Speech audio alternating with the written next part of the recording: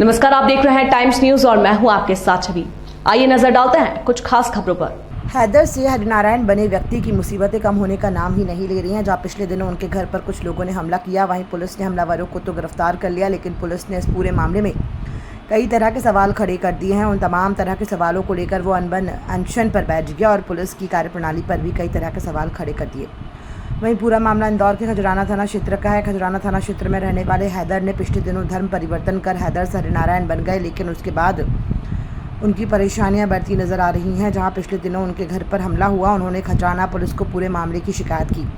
Police ने CCTV footage के आधार पर इस पूरे ही मामले में एक नाबालिग युवती सहित अन्य आरोपियों को गिरफ्तार कर लिया है, लेकिन उनके गिरफ्तार होते ही पुलिस ने इस बात की जानकारी दी कि जिस नाबालिग युवती और युवकों ने हैदर से हरिनारायण बने व्यक्ति के घर पर हमला किया है, वो हैदर से हरिनारायण बने व्यक्ति की दूर के रिश्तेदार हैं और मदद मांगने के लिए उनके घर पर पहुंची थी।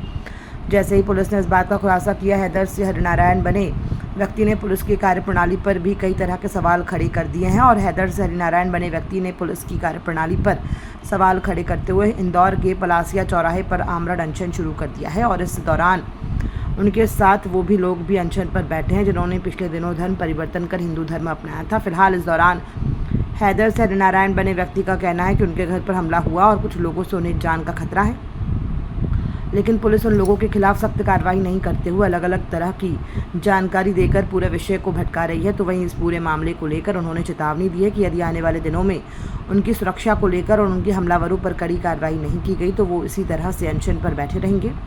वहीं इस पूरे मामले को लेकर जब additional police commissioner Amit Singh से बात की तो उनका कहना था कि पूरे ही मामले में तथ्यों के आधार पर आरोपियों के खिलाफ सख्त कार्रवाई की गई है। साथ ही हैदर से हरिनारायण बने व्यक्ति ने जिस तरह से पुलिस की कार्यप्रणाली पर सवाल खड़े किए हैं, उसको लेकर उनका कहना था कि उनकी जो भी मांगे हैं जल्दी उनको सुना जाएगा और उसका निराकरण किया जाएगा। साथ ही हमें हैदर से हरिनारायण बने व्यक्ति की भी सुरक्षा की चिंता है और उन पर लगातार सुरक्षा की दृष्टि से पुलिस के द्वारा नज़र रखी जा रही है।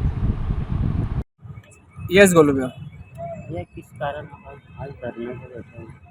मैं यहाँ आमरण अनशन पर बैठा हूँ और कल 10 बजे सुबह से मैं बैठा हूँ, रात में भी यहीं था और यहीं बैठने वाला हूँ, क्योंकि ऐसी स्थिति बन गई है कि मेरे को वहाँ भी मरना है और यहाँ भी मरना है। क्योंकि हमले घर वापसी मेरी हुई थी, उसके बाद फिर मेरा घर तोड़ दिया गया और फिर अभी 22 तारीख को रात में फिर मेरे ऊपर हमला हो गया और साजिश रच रहे हैं ये। क्योंकि घर वापसी मेरी हुई, उसके बाद मैंने वहाँ के मुसलमान जो खजराने के उनकी भी कुछ लोगों की घर वापसी मैंने करवाई है। तो ये शहर का जी इशरत अली जो यहाँ का है, इनका प्रतिनिधि, इनने बैठक के लिए है इन लोगों की सबकी और निरंतर बैठक ले रहा है कि इसको रहने नहीं देना है खजराने में, क्योंकि अपने लोगों को परिवर्तित करा रहा है, इसको कैसे भी करके यहाँ से भगाना है। और सीमी करके जो है और ये जो देवबंदियों का जो मदरसा बना हुआ है इनका दारुल उलूम खजराने के अंदर, वहाँ पर ISI का सब फंड आता है और मैंने सारे CBI और इंटेलिजेंस वालों को भी सूचित इस बारे में किया है।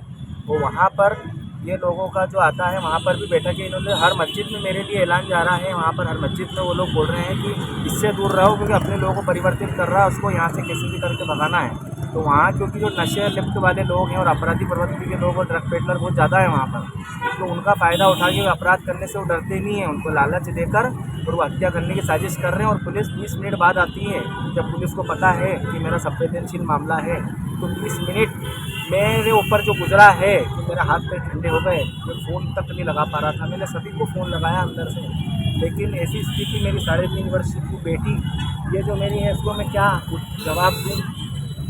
जो कहती है कि पापा ये आपने क्या कर दिया, इनका जीवन भी मैंने सर्वनाश कर दिया, क्योंकि इनकी भी घर वापसी मैंने करा दी, इनको भी सनातन में लेके आ गया, मैं तो आया ही था, इनकी भी जान को खतरा है। अब मैं इसलिए आमरण अनशन पर बैठा हूँ कि वो जो हुआ है, हमले हो रहे हैं और वो करेंगे, क्योंकि मैं कार्य अपना करूँगा और मैंने करा है ये।